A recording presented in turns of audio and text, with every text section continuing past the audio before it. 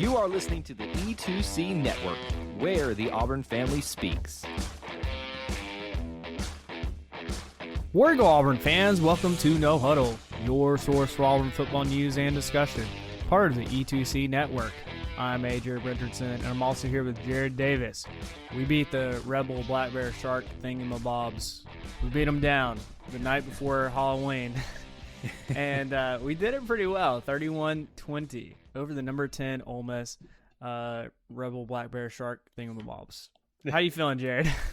I'm feeling pretty good, man. I like the names you're giving, the Rebel Black, whatever they are. I don't know what they are. But I maybe the Ole Miss cramps. Does that work? Because they kept going down with cramps in 50-degree weather. Yeah, there was definitely some cramping going on. Even, I mean, I don't know if you saw it, but I heard it. One of the commentators, he was like, "Oh yeah, and that number 55, he just went down again." And then, like, literally, like a couple seconds later, he was like, "Oh, he's back in there." And the other commentator was like, "Of course he is." And I was like, "What?" Well, like, I thought it was even funny because there's one that's super obvious, and even Chandler Wooten posted. He's like, prayers for this dude. I mean, it's, the thing is people say every team does it, and Auburn did it against LSU. There's a pretty famous one, and I didn't like it then, and I don't like it now. The problem is Ole Miss does it every game. Like, it is literally their strategy. Yeah. Well, you saw the dude look over at the sideline, and you're like, Coach told him to go down. Like, and that's annoying. Like, I don't know what you do to fix that. I mean, the rule right now is you have to step out for a play, which actually that guy didn't step out for a play after you cramped. Unless you use a timeout, I think, is the kind of the exception. But he didn't even step out for a play. So it was like, oh, they did, stretched him out, and then he got to play the next play. So it's like there wasn't even a punishment for it. And that's kind of weird. Like, there should be something. I don't know what you do either, because how do you determine, like, other than giving them a lie detector test on the field? I don't know how you tell if it's real or not, but I did see somebody bring up the point of making them miss an entire series if they go out with an injury. Yeah. That's interesting. It would stop this, but it would also hinder somebody who truly was, got the win knocked out, but could come back in. So I don't know. I mean, especially if it's a key player like a quarterback, maybe he's got a big hit and he had to step out for a couple plays, but then he's better. Like, I don't know if that's necessarily the right play either. Well, remind me of this. Do they isn't there an offensive new rule now where if you go down or something, there's like a 10-second runoff? Haven't they already kind of addressed, because I think they were afraid people were using this on offense. I feel like at a certain point in the game, if you go down and you have no timeouts left, that's what it is. If you don't have timeouts left and your offensive player goes down, I think there's a runoff. Oh, I mean, I'm not aware of that, but it actually kind of makes sense. Either pro or college. I want to say college adapted this rule. If you have no timeouts and you're under 2 minutes, if a player goes down in either one of the leagues, I think there's a runoff. Oh, and they did that to keep people from going down, because they stopped the clock when there's an injury. Right. Yeah. So it was meant to keep people from doing this on the offensive side. Yeah. I mean, maybe that's another. I don't know. I feel like you have. I mean, like, obviously, like, don't hear me wrong. Like, obviously, people get injured all the time in football. It happens. Like, I'm just saying, like, when players, like, they literally look over, they run onto the field and they're good, and then, like, all of a sudden they're like, "Oh, I'm down on the ground. I'm injured. Help me out." And it's like, I don't think I've ever gotten necessarily a cramp just like that. But I don't know. Well, and pick a better injury when it's 50 degrees. Like, you don't, I mean, I didn't play college athletics, but you don't get a ton of cramps when it's cold. You can, but it's not the common one. So maybe pick another one. Yeah. But I know that's kind of, nitpicky. I know I've heard a lot of, Ole Miss fans, and I think you have too, Jared, where they're kind of complaining about the refs. And yeah, while there's, not the greatest, SEC refs, I mean, they're just SEC refs, let's be honest. Like, they're going to make some bad calls. I didn't think necessarily it lost them the game, but yet Ole Miss is just pointing fingers at, oh, the ref lost us this game. They did that. They called this. And you're like, that didn't lose you a game. I don't think it did. What do you think, Jared? Like, you scored 3 points in the second half. I mean, the ref is not going to – what do you need them to score more than 3 points? If you do, you may not be a good team. So here's my thing. It just gets old. Whenever Auburn wins, the refs helped them. And it feels like it's with any team. And maybe that's how everybody talks to every team. But I don't think so. There's been very few games where I said the refs cost us that game. I typically hold this assumption. If you rely on the refs, it's your fault.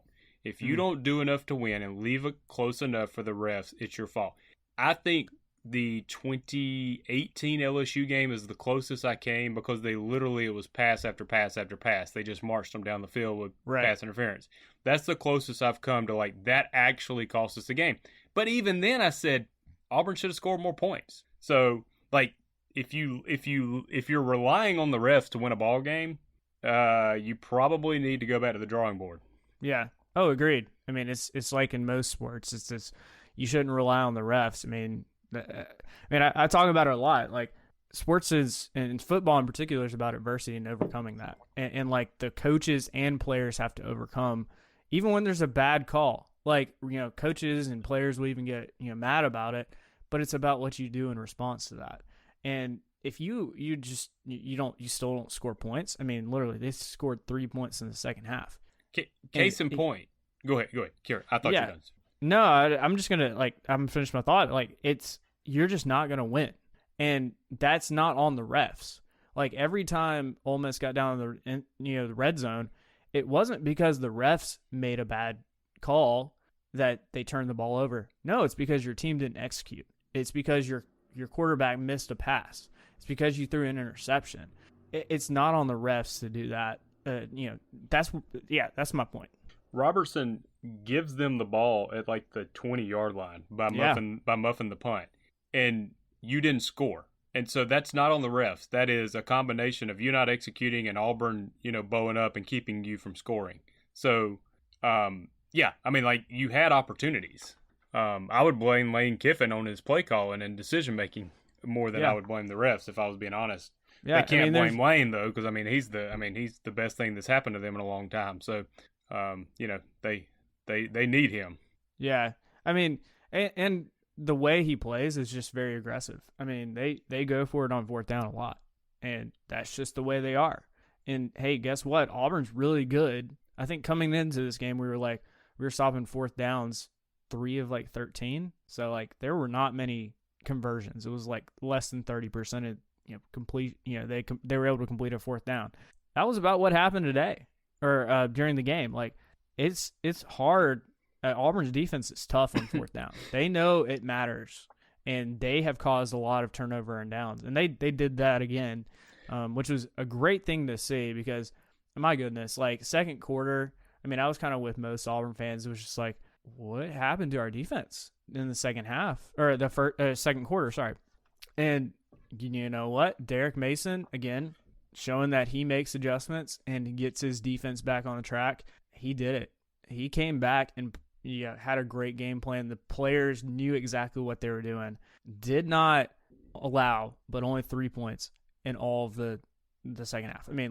That is a defensive performance that is really good against a team like Ole Miss that can put up tons of points. To keep Ole Miss to only 20 points, I think that was a season low for them. That's the lowest. That's the lowest since Lane's been there. Yeah. Isn't that crazy? That's showing the development of our defense. And, as much as, we've had criticisms, they're figuring things out. This defense is playing well. They led the SEC, and I think we're 4th in the country in rushing. Listen, we gave up 150-something yards. Typically, you're like, that's not great. Yeah, but they usually get 250. So, we stopped them at what they really love to do. They are really more run than pass. Well, they're pretty balanced. Gave up more passing yards than we would like, 300 and something. But, yeah, to hold them to 150, that was the difference in the game, I think. Yeah, that's what I think so. I had a feeling, and Auburn, on the flip side, our run game came alive, which, we were talking about it. The bye week, I thought was going to be the biggest for not only, I think, Owen Papo coming back from an injury, but also from a perspective of we're going to be able to rest up the guys and be able to run. And guess what? We ran the ball, and we ran it pretty well. Tank Bigsby, goodness. Dude he was on a tear. Yeah. Yeah. He was on a mission. he wanted to get some yards and some touchdowns. He wanted to say, I'm not injured. I want to play hard. And he sure did, which was pretty cool. Jared, I know you got to go to the game. Kind of wanted to talk about that. I've still yet to experience the light show at night in Jordan-Hare. How was that? I've heard great things. I mean, it looks cool from TV, but like, what was it like in person? It was pretty awesome. I don't want to overdo it or play it, but I'm not somebody that really cares much about that stuff. Like, I'm just so nervous and anxious at games. That's all I focus on. I tunnel vision. But it was pretty awesome. I mean, when the lights go off for the first time, I didn't know when it was coming. I thought maybe once a game. They did it right. Like, they come out of the tunnel with the lights off. Ooh, and they got the orange going. It's pretty cool, man. I mean, it's worth the price of admission. You definitely need to try a night game at Auburn. I don't get paid for this by Auburn to push it this hard, but it was really awesome. A nice addition. I know most schools are doing it now, but the ones that aren't are losing out, and I think it's a big deal for like recruiting and stuff too, because the crowd gets into it. It's just so cool when the lights go out, and then they come on orange. Oh yeah, it's pretty cool. Yeah, I'm looking forward to it. Hopefully, I get. I'm potentially going to like Mississippi State or definitely the Iron Bowl. So it depends on, I guess, what time those games are at. I'm hoping for night games for those, just so I can see the light show. Well, and I grew up, when you had to turn those lights on 30 minutes before game time for them to actually fully be all the way on. So for them to click them on and off, oh yeah, in a second's time, it's like, wait a minute, what kind of lights are these? So that's pretty cool. It was pretty nice, and it's weird because the LED lights. So I was kind of surprised the top stadium wasn't fully packed, but you couldn't see it either. Like, so you feel more closed in. The LED lights, you can't see the upper deck when they're on. So it's kind of a cooler effect too, or I don't know, you feel more compact and close. But yeah, definitely. All in all, pretty cool. Cool. Also want to get your thoughts. So Auburn, for the first time in like 40 years, had an orange face mask, which probably for most people they're like, okay, whatever. I personally think that's awesome. I'm a big fan of the slight tweaks to a traditional uniform like that. I was a huge fan personally. What did you think of how Auburn executed on doing an orange face mask for a game like this? So it's hard to tell live. You really can't even tell when you're looking live. But I could see it on the big screen, and I've seen highlights when I got home. But I thought it looked really good. I was super excited just for the change because I like doing a little change. Like these recruits love this stuff too. So players love it. That's true. So I was like, all right, that's cool. We're doing an orange face mask. I don't know how it's going to look, but that's cool. I thought it looked amazing. I could even be talked into like that be our normal face mask. That won't happen, but I could even be talked into that because I thought it looked that good. Yeah, I mean, I think it looked really sick. Like I even thought about. I know we on our like the stripe and maybe Clint. This is part of the reason that like Clint Richardson was such a big fan of this. I think this the orange was metallic-y on the stripe of the helmet also. And it kind of matched with the face mask. And I was like, oh, that's just looks so good. I mean, I could also be very much, convinced let's do, maybe the orange some games and then maybe the navy other games. I don't know. I think both look really good. But definitely the orange was just for an Auburn fan, that's kind of a big deal. It was nice. I was just thinking, no, that's going to be cool. It was cool and also looked really good. Yeah. I did want to talk a little bit about Ole Miss because I do think that they are an impressive team. And, man, Matt Corral is such a baller. Reminds me, I mean, he's just so gutsy. I mean, how the heck, I mean, I don't know if you could tell this in the stadium, but, on TV, they had, cameras on Matt Corral's face when he went down in the first quarter.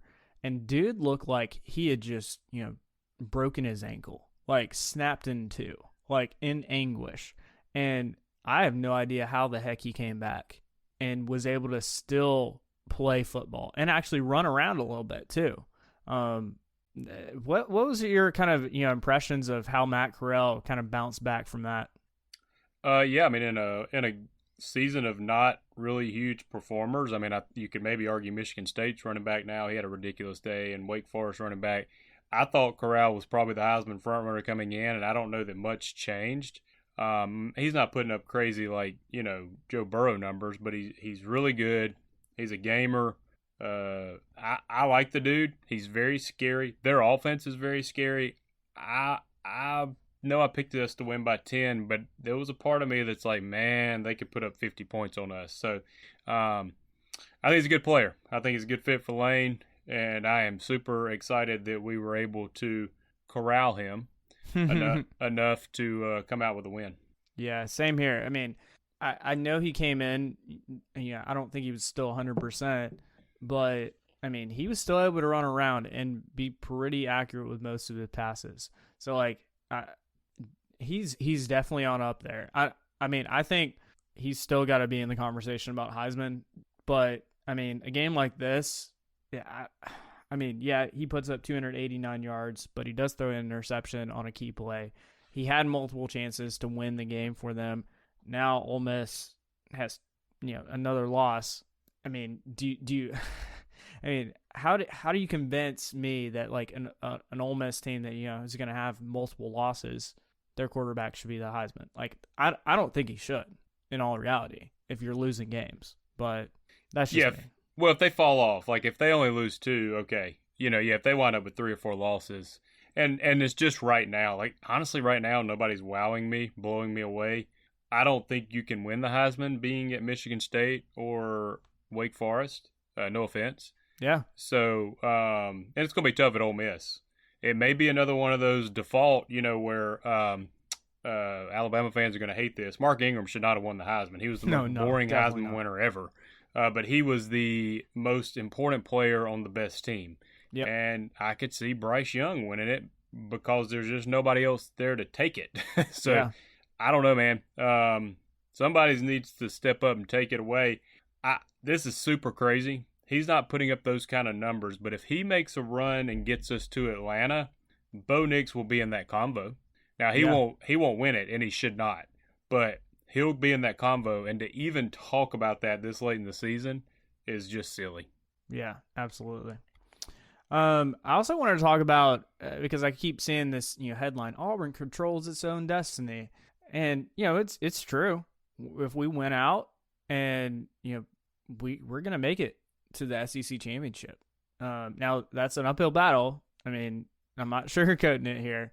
We still have SEC teams ahead of us, and Bama, and Texas A&M. I mean, it's tough. Like you have to play every week, and play well, and that's something Auburn has to embrace. Like we can't get concerned about, oh, we can do it. It's no, we need to win every game, and I think that comes back to Harsin's mindset, the 1-0 kind of mindset, and I think the players, that helps them. That helps them focus on this week and not worry about what's ahead of them. Hey Auburn fans, I want to take a quick timeout from this episode to bring your attention to something very special. Here at the E2C Network, we pride ourselves on bringing you the best content for Auburn fans out there. And best of all, it's free to you. But just because it's free doesn't mean there aren't costs, especially when you have a library of hundreds of podcasts, videos, blogs, and more. Many of you have reached out and asked how you can support this network in the past. Well, now I have your answer. It's called the E2C Network Booster Club over at patreon.com/E2C Network.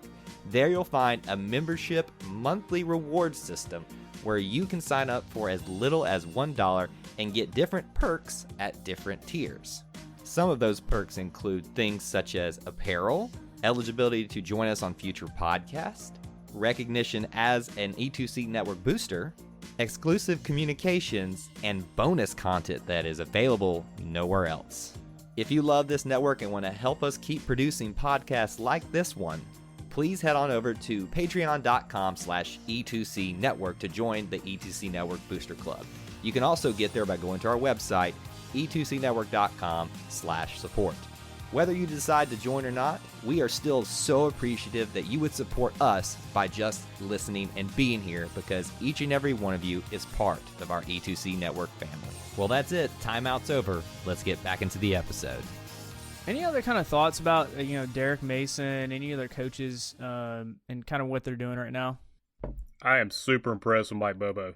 I mean, dude is scheming guy. He schemed guys open against Georgia. I mean, he was scheming guys open. I mean, I don't know. I didn't see everything, but there was guys around us that were saying on every pass, Bo would throw it to an open guy and get 30 yards, and there was guys saying, oh, he had so-and-so wide open for a touchdown. Oh, he had so-and-so wide open for a touchdown. Wow. I don't know if it's true because I didn't see it, but if that's true, like multiple guys open, I mean, this is like craziness for Auburn fans, you know? Yeah. I mean, if Seth Williams could have been schemed open, can you imagine? Anthony Schwartz schemed open, can you imagine? They have people on them all the time. Yeah.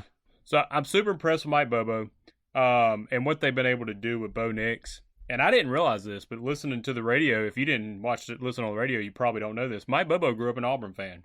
Yeah. Not a lot of people know that. So he grew up an Auburn fan. Was probably going to come to Auburn. I think it was at the end when Pat Dye was kind of under some investigating, so that tipped him to Georgia. But I found that interesting. Yeah, I thought so too. You know, it was also kind of interesting. They showed this on the broadcast. They started talking about that, and then they also showed a clip of Mike Bobo at quarterback for Georgia throwing a touchdown against Auburn, and I was like, that feels weird. Like, why did you show that highlight? Like, yeah, I'm with you. I was the same way. That's weird, but yeah. But I when we got Bobo, I was like, all right, cool, that's going to help us in recruiting, but I wasn't super excited about the offense. I mean, right now, man, seems to be clicking. Yeah, I mean, honestly, I thought Bobo was kind of just like a placeholder in a way, so Harsin could run his offense or something, and. No, this looks awesome. Like, this combination of whatever Harsin and Bobo are doing on offense, it's working. And I think that's the exciting part. You're just seeing lots of different ways Auburn's able to use our offense. And it's hard to, prepare for that if you're a defense. You're thinking, oh, yeah, let's, stop this one thing. And then Auburn comes out and, does the other thing. And we do it well. And that's hard to do. In college football, be able to have what they call multiple. Like you're good at maybe you just running the ball really well, but if they're stopping the run, you got Bo Nix in his arm and his wide receivers now that are clicking well with him. That's hard to stop. So AJ, didn't we have 9 receivers? I mean, what do you do as a D coordinator? I mean, 9 receivers had catches. Yeah, and some of those were tight ends. I mean, yeah, that's hard to defend. That really is. So. The one flaw, I'm starting to love Bo. The one thing he did, he showed twice yesterday. He showed back to his he did a jump pass out to Shivers that went over his head. So he jumped again, and then he overthrew. It might have been Schenker on a seam route that he would have walked in from 60 yards out. So, however, that's the only 2 bad things I have to say about Bo Nix. So that's a lot better than it used to be. So yeah, super impressed with the development of him. Yeah, I definitely noticed that as well. I mean, 2 plays out of 30 that he passed, and that's not too bad in my books. Not bad. Go ahead. I was gonna say, had almost 300 yards passing and a touchdown, and then he ran for a couple more touchdowns. That again is kind of showing Bo Nix and his capabilities. That I think we all kind of knew it, but it's finally being realized that. He has the potential, and now it's getting realized. Like, he's now able to say, you know what? I'm a good player, and here's some stats to prove it. He's starting to build up that. Like, I think we all, saw spurts of it in season previous, but now we're able to say, you know what? These last, 3 or 4 games for Bo Nix have been some of the best games he's had in his career, and they're back to back to back, which is awesome. The SEC final crew, it's Chiswick and some guy from Florida. Who I kind of like, but he made a great comment. He said, Bo Nix, it appears to have finally clicked with him. He's not trying to win a game by himself anymore. He is now working within the offense, distributing the ball to playmakers, and you are seeing the development and what that's turning into. And that's true. He's not having to do it by himself anymore. He finally realizes that he's staying in the pocket, working within the offense. Yeah. And, so it's fun to see. Yeah, no doubt. And I also, you're seeing this offensive line do well. That's got to help Bo. It helps our run game. That, again, what did we just talk about in our bye week, podcast? I think that if you have the potency of a good run game with Bo Nix and these wide receivers, that's hard to defend. And you're starting to see, for the last few weeks, I think, at least this week, we were able to run the ball. We've had the passing. Can we do more rushing and on a consistent basis against good defenses? That's still to be determined, but I like where we're at, and I think offensively we're really moving down the field, both running and passing. I mean, that's something fun to be watched. I mean, that's what Auburn fans have been saying. Like, we want to run the ball well, and this was one of the first games against SEC opponents that I thought, wow, yeah, we did well. I did want to shout out Tank. He did have 140 yards, 20 on 23 carries. That's about 6-yard average. Ended up with the touchdown where he went over the top, which was always cool. I feel like that's always a cool tribute. I know they're not probably doing it, Bo Jackson jumping over the top, but like every time somebody does it, I'm like, how can you not think about Bo Jackson over the top? Like, it's just so beautiful. I agree. It was a beautiful thing. He said, he was interviewed. He's like, I just told myself I got to get in the end zone somehow.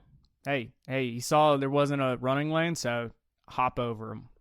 Tank played possessed that game, and he was very into it. He had seemed a little, I don't want to say out of it, but it seemed kind of nonchalant, and I know it wasn't. It just kind of appeared that way, but he was like into it. He went and celebrated with the crowd. He was first down signing every time he got one. He was back to being Tank. It was good to see.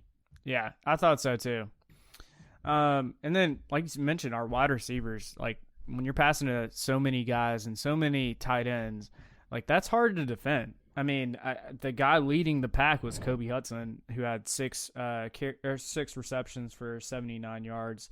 And even then, I mean, most of the other guys only got, a couple catches each. So that's going to be hard to, for anybody to figure out who should you put your best guy on.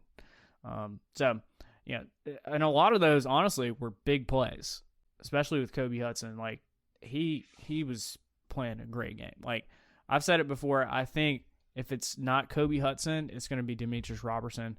That's kind of like our go-to wide receivers. And I think Kobe Hudson is, again, making a name for himself that he can be that guy. Let's kind of, briefly wrap up with some defensive and special teams conversations. I did want to talk about Auburn's defense in the second half because that was a perfect example of we're going to bend but not break. I mean, how many times Ole Miss got within the 20-yard line and still didn't score was just insane. I mean, the number of times that even Ole Miss got into Auburn's territory, which, if you get into Auburn's territory, like, you should probably, like, at least come away with something, at least a field goal. They drove down 8 times into Auburn territory. 8. Only came out with 20 points the whole game. That's awesome. That's something that this defense should be celebrating because there's plenty of defenses out there that are not doing that, especially against Ole Miss and with how good they are. Any other thoughts about, this defense and how they were able to perform against, this very, very high talented, I mean, Ole Miss put up a lot of points, or a lot of yards, this game, 464 yards total, and still only came out with 20 points the whole game. Yeah, I mean, I think we need to rethink what we are. I mean, we all got accustomed to Kevin Steele, and, I got in a conversation with a buddy, and he said, would we be any different with Steele this year, or would we taken a step back?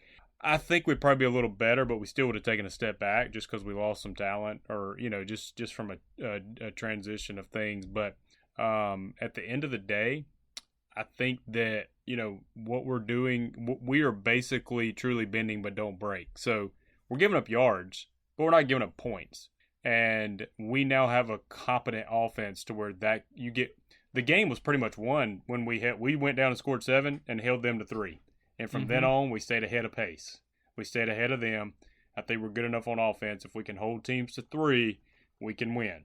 So, very impressed. The second half numbers are just ridiculous. Mason and them are making great adjustments. I don't know why they can't do that like in the second quarter, but at least they're doing it in the second half. So, really impressed. And the other thing I will make a mention is everybody kept talking about Ole Miss was the best fourth down team in America. We were on offense. We were the best fourth down team on defense. Who was going to win out? And I think we won out. Oh yeah, no doubt. I mean, they were 1 of 4 on fourth downs. I mean, I don't know if you can get much. I mean, like obviously you can't get better than that. But in a lot of those were short down. 4th and 1, 4th and 2. The offense kind of has a little bit of a leg up if they can just execute on their plays, and they did not. And one other thing, I mean, this is a cool stat. I forget who it was. I think it was one of the beat writers. They said Ole Miss had 51 snaps for their first part of the game, and none of those were over 20 yards, which means Auburn's defense is keeping everything in front of them. The longest play was 20 yards, and you're making Ole Miss do the 5, 10, 15-yard plays, which does move you down the field ultimately, but you're not doing the big chunk plays that Ole Miss, which Ole Miss actually coming into this game had 42 of those 20-plus yard plays this season, and it took them 51 plays to get there during this game. Let me ask you a quick question. This kind of goes back to offense real quick, but I just thought of it, and I want to get your thoughts. We didn't see a lot of the deep attempts that we did against Arkansas, and I thought, well, they're not a great D. I don't know why. Do you think it was schematics that we basically just tried to control the clock and move? Because I feel like there was lacking some huge plays from us, and I feel like that was a D we probably could have done it on. But I'm wondering, was that on purpose? Were we trying to move the chains, keep their offense off the field? I don't know if it's schematic. Like, honestly, my first thought was we just want to keep Ole Miss off the field, because when Ole Miss is on the field, I mean, it was pretty obvious they moved the ball, and we were trying to limit that as much as possible. So, I mean, I feel like even a couple of times, like, we might have even gone a little bit slower than I would have expected, but I think it was a strategic thing. They were wanting to just eat up as much clock as possible, and you know what? It worked. So, obviously I would love, some long bombs. I mean, those are always fun to see, but I mean, when you have a good run game and you're just kind of eating up clock, I mean, it's hard to argue with that and that strategy. Yeah. I did want to talk about special teams because, I mean, you know me, I love my special teams. We had some issues on special teams. We had a muff punt, a missed field goal, and some penalties on kickoff, and I think even some punt returns. So it was like, what's going on here? Like, that is not the typical special teams performance that we saw. Oscar Chapman had some really good punts to be expected. But we did have, Robertson drop that punt, which ultimately was, I'm amazed somehow Ole Miss didn't come away with something on that. Like, that was insane. Like, they should have come out with something on that, but they didn't. So, big shout out to the defense again. Any other thoughts about special teams? You would have been impressed. Your man, Oscar Chapman, when he makes punts and they're good, he comes over to the sideline like he's about to enter a wrestling match ring, and he is fired up, and the team gets fired up with him. Hey, when you have an average of 56 yards a punt during a game, you can do that. You can do that.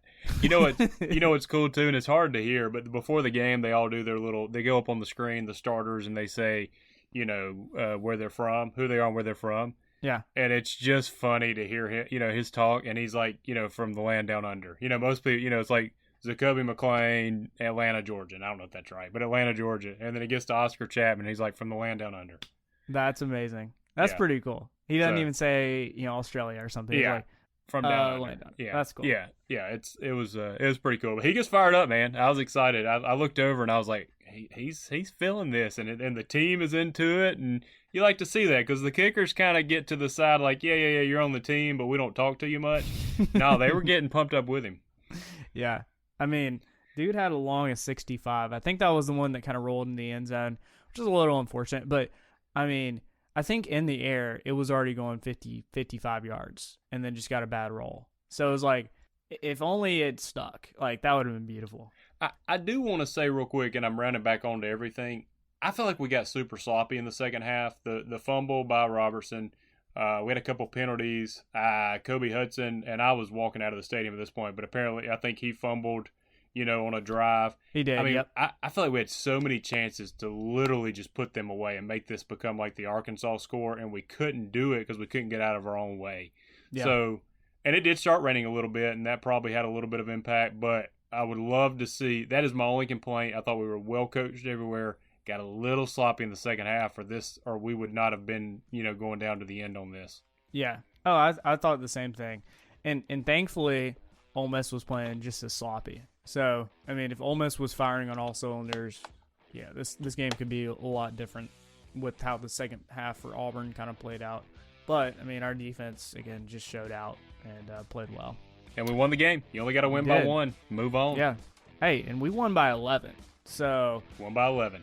I mean, I didn't even honestly think a double-digit win over Ole Miss, just with how high scoring. I mean, they're known for bouncing back.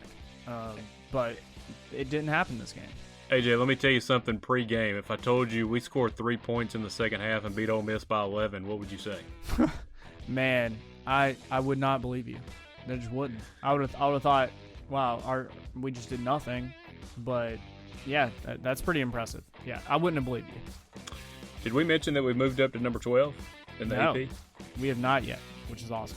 Hey, and the College Football Playoff Committee is about to announce on Tuesday. So maybe when you're listening to this, you already know what our official ranking is of the playoff committee. So yeah, but I expect around there. I mean, 12 to 15 sounds about right for Auburn right now. We've still got Texas A&M upcoming and Bama. So I mean, those are just rough. No rest for the weary. State, whatever. Like, we should be able to beat them, but hey, Mississippi State can beat you. Yep. They've done it before. Yeah, without a doubt. Jared, before we get out of here, how can the people stay in touch with you? You can just find me on Facebook under my name, Jared Davis. And you can find me on Twitter at AJAY_. It's always great to be an Auburn Tiger and War Eagle. War Eagle. Thank you for tuning in to today's episode on the E2C Network. On your way out, I want to remind you to stop by e2cnetwork.com. It's your one-stop shop for all our content across our podcast, YouTube channel, and much more. To stay up to date with us, make sure you're following social media accounts such as Facebook, Twitter, and Instagram. While our content here may always be Auburn sports heavy, if it's orange and blue, it's what we do. War Eagle.